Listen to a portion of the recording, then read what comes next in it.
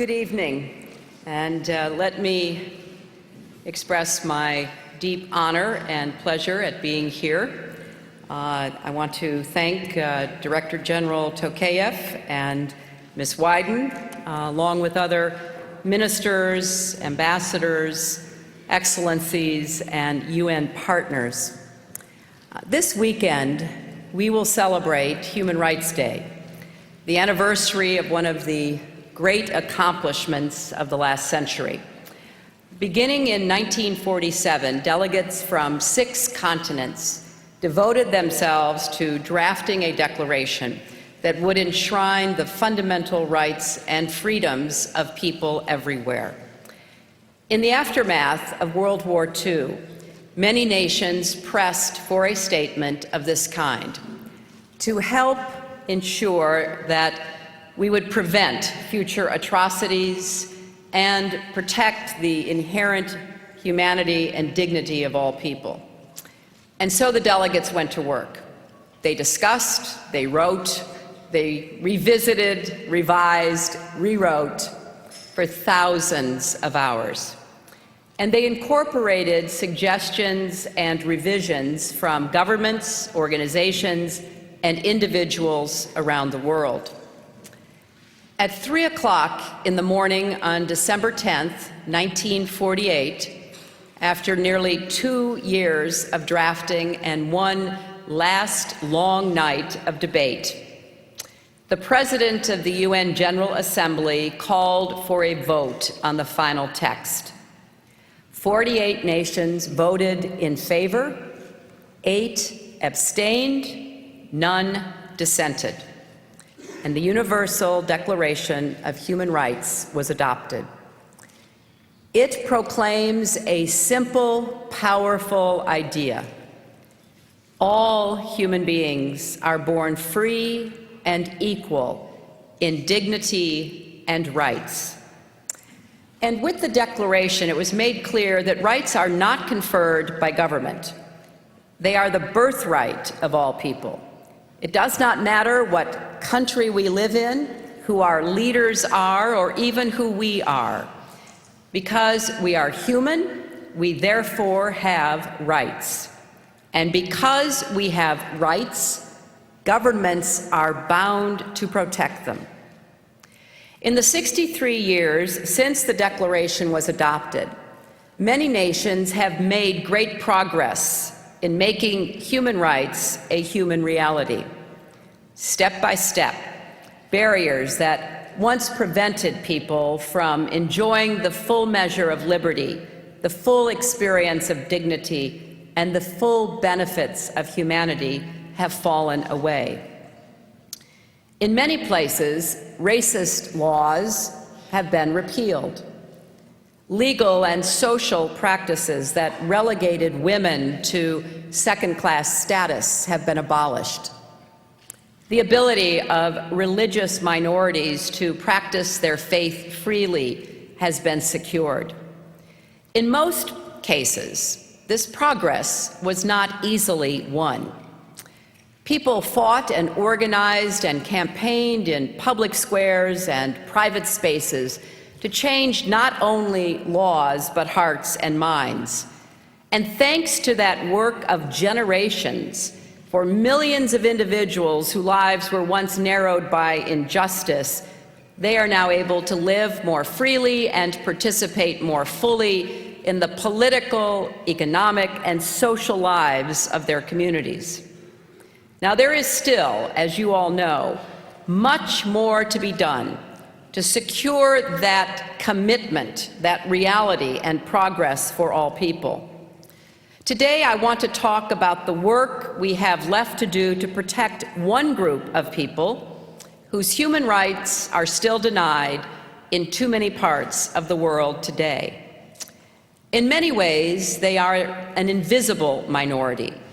They are arrested, beaten, terrorized, even executed. Many are treated with contempt and violence by their fellow citizens, while authorities empowered to protect them look the other way, or too often even join in the abuse. They are denied opportunities to work and learn, driven from their homes and countries, and forced to suppress or deny who they are to protect themselves from harm. I am talking about gay, lesbian, bisexual, and transgender people, human beings born free and given, bestowed equality and dignity, who have a right to claim that, which is now one of the remaining human rights challenges of our time. I speak about this subject knowing that my own country's record on human rights for gay people is far from perfect. Until 2003, it was still a crime in parts of our country. Many LGBT Americans have endured violence and harassment in their own lives, and for some, including many young people, bullying and exclusion are daily experiences. So we, like all nations, have more work to do to protect human rights at home.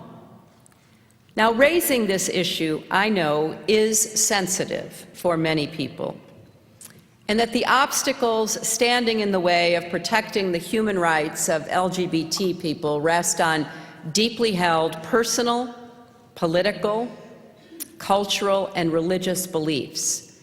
So I come here before you with respect, understanding, and humility. Even though progress on this front is not easy, we cannot delay acting. So in that spirit, I want to talk about the difficult and important issues we must address together to reach a global consensus that recognizes the human rights of LGBT citizens everywhere. The first issue goes to the heart of the matter.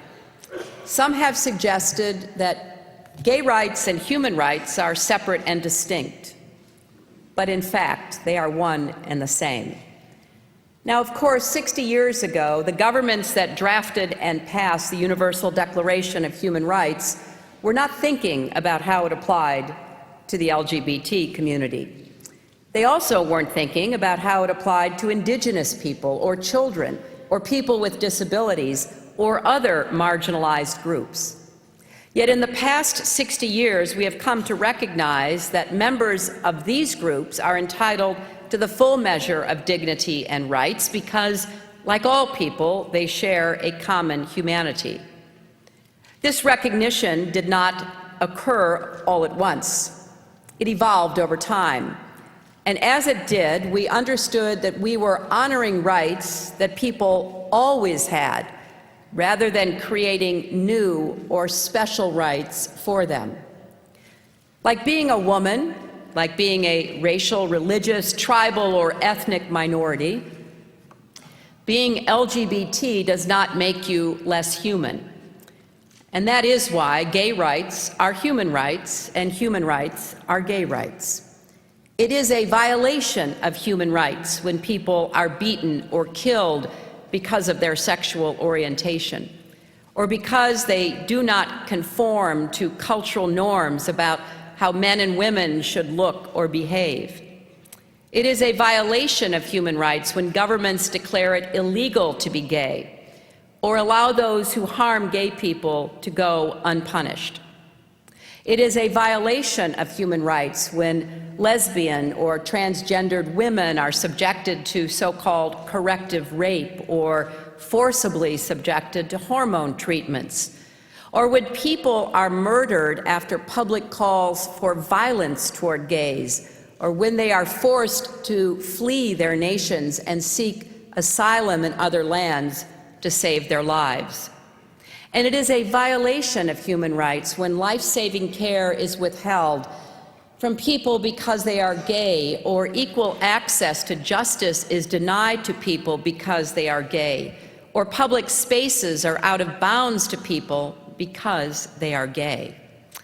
No matter what we look like, where we come from, or who we are all equally entitled to our human rights and dignity. The second issue is the question of whether homosexuality arises from a particular part of the world. Some seem to believe it is a Western phenomenon, and therefore people outside the West have grounds to reject it.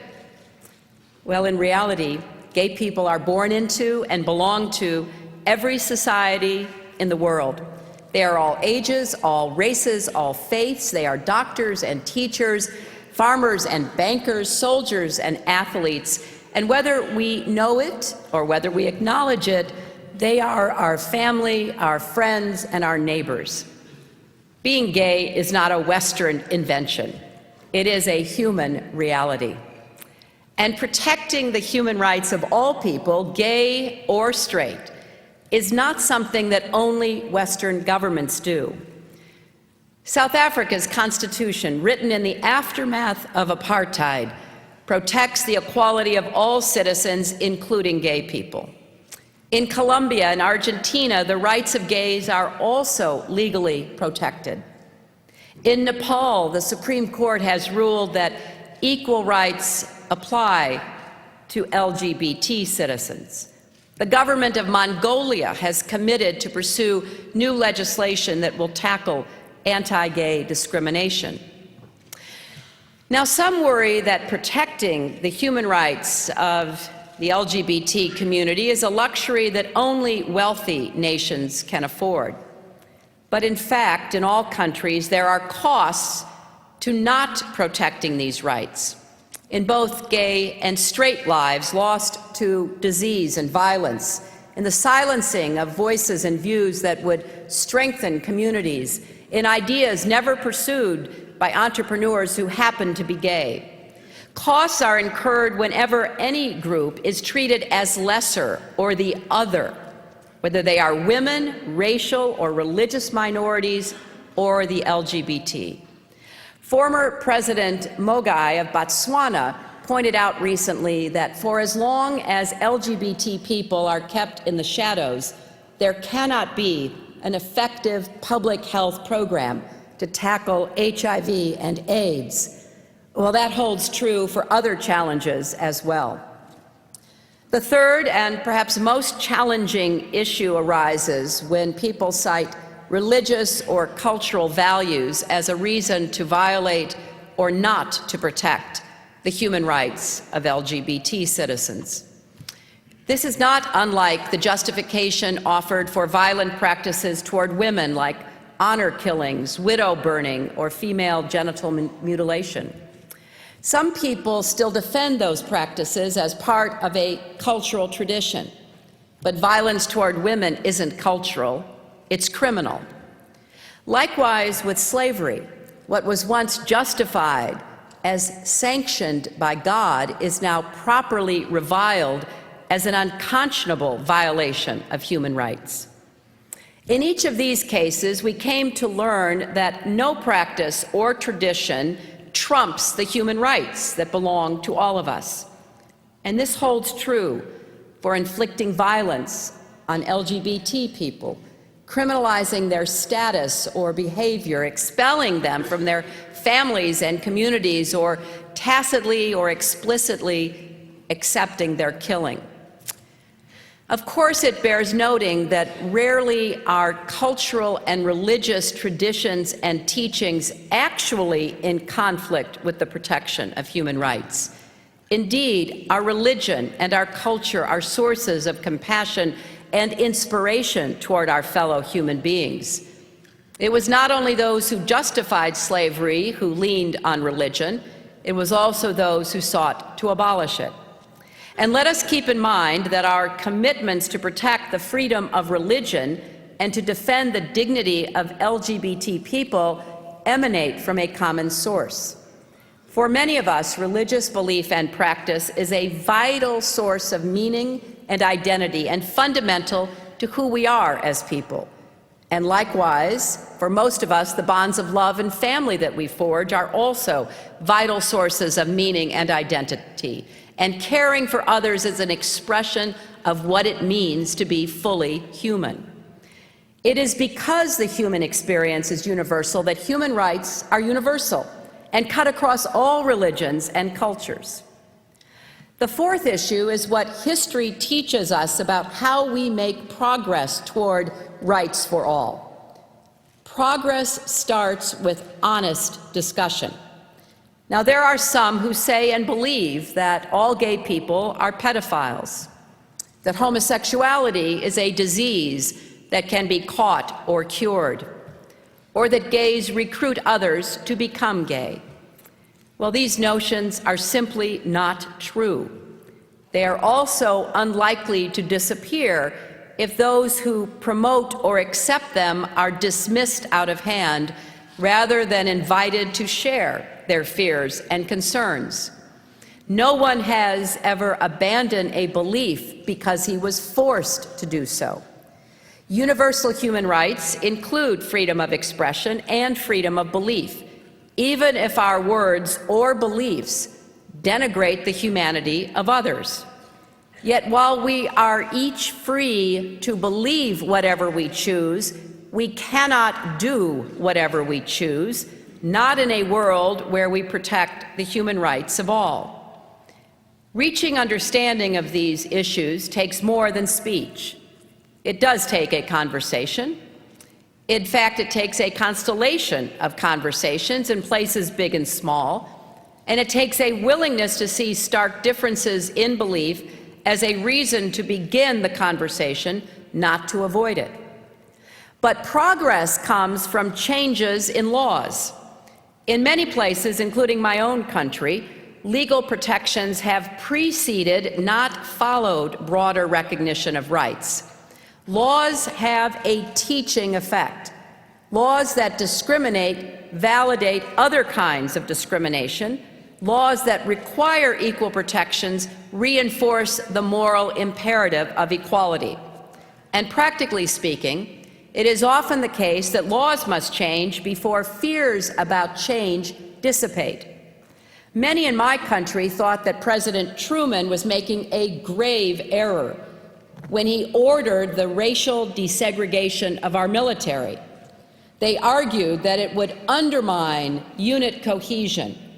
And it wasn't until he went ahead and did it that we saw how it strengthened our social fabric in ways even the supporters of the policy could not foresee.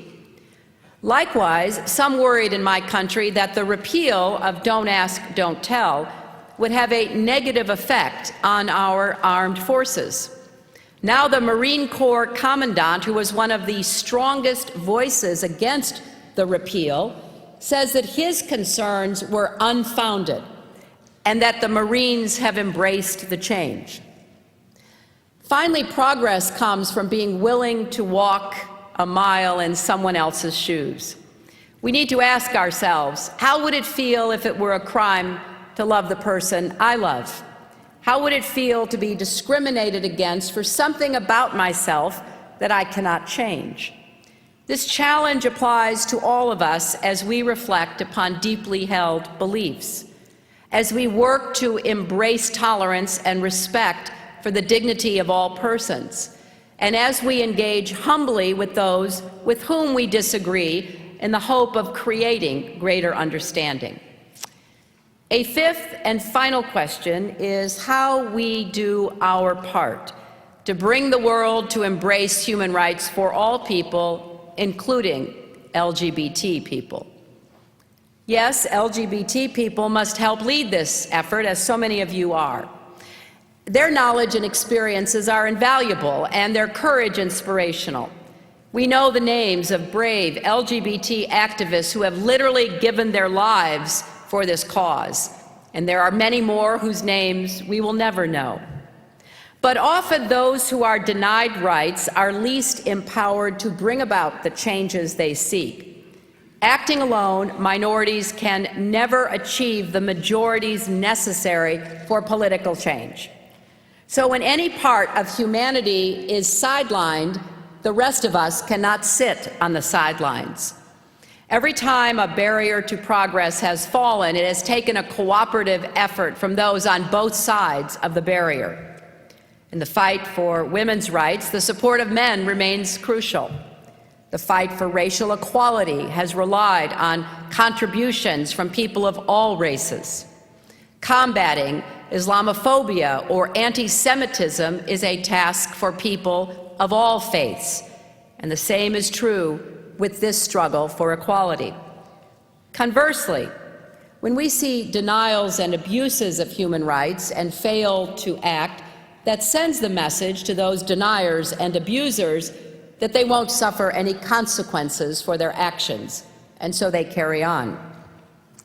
But when we do act, we send a powerful moral message. Right here in Geneva, the international community acted this year to strengthen a global consensus around the human rights of LGBT people.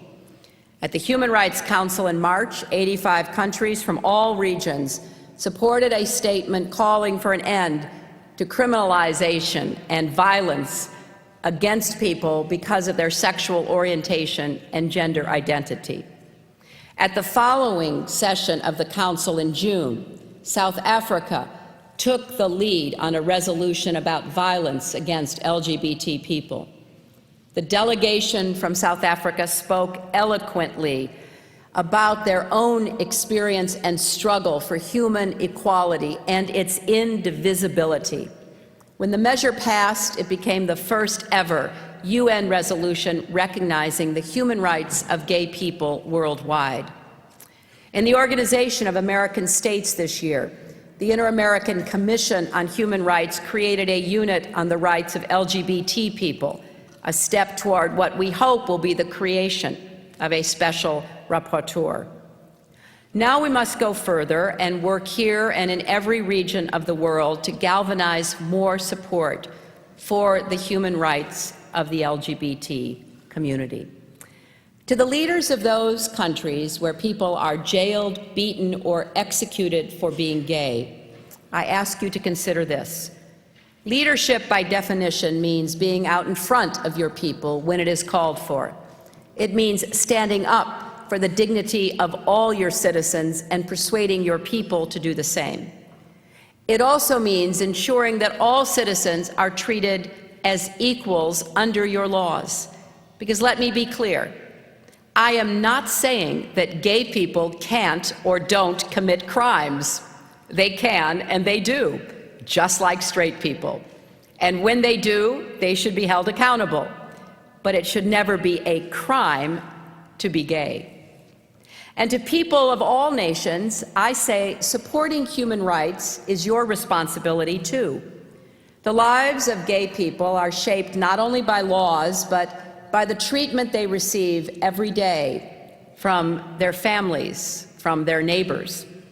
Eleanor Roosevelt, who did so much to advance human rights worldwide, said that these rights begin in the small places close to home, the streets where people live, the schools they attend, the factories, farms, and offices where they work.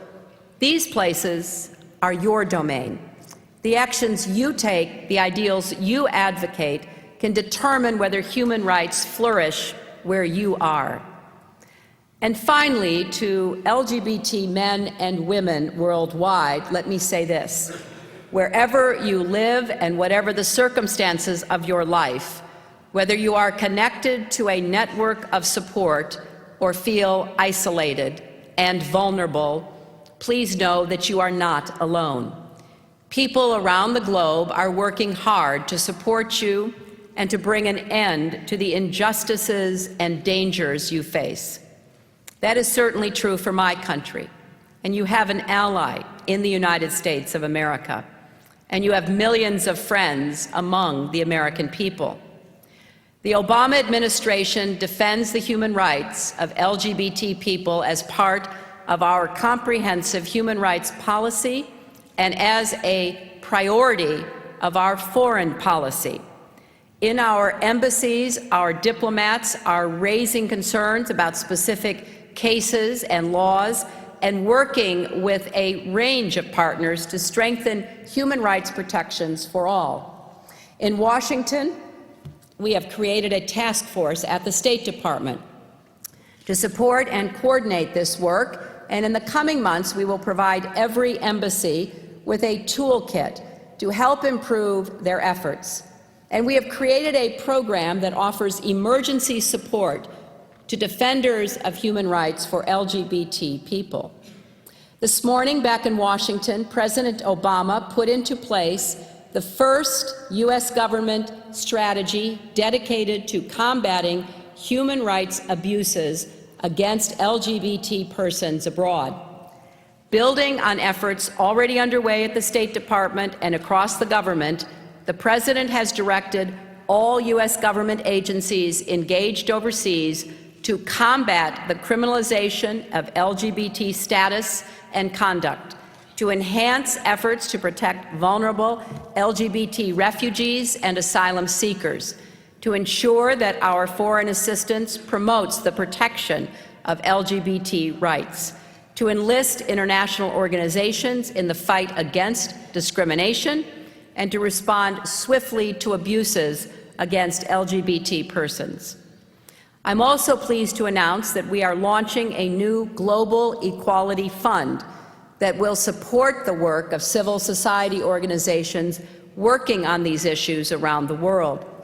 This fund will help them record facts so they can target their advocacy, learn how to use the law as a tool, manage their budgets, train their staffs, and forge partnerships with women's organizations and other human rights groups.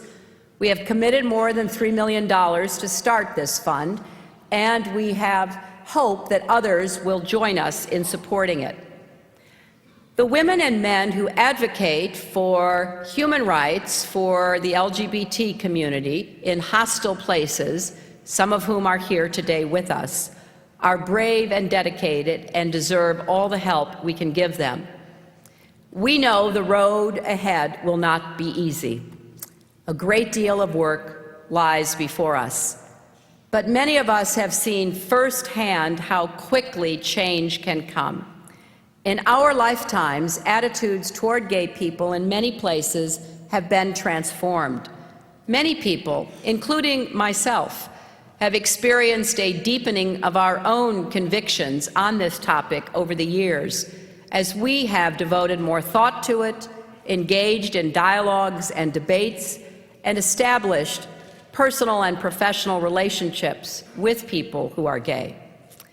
This evolution is evident in many places. To highlight one example, the Delhi High Court decriminalized homosexuality in India 2 years ago, writing, and I quote, "If there is one tenet that can be said to be an underlying theme of the Indian Constitution, it is inclusiveness." There is little doubt in my mind that support for LGBT human rights will continue to climb. Because for many young people, this is simple. All people deserve to be treated with dignity and have their human rights respected, no matter who they are or whom they love.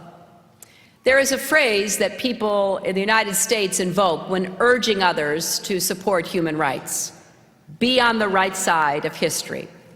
The story of the United States is the story of a nation that has repeatedly grappled with intolerance and inequality.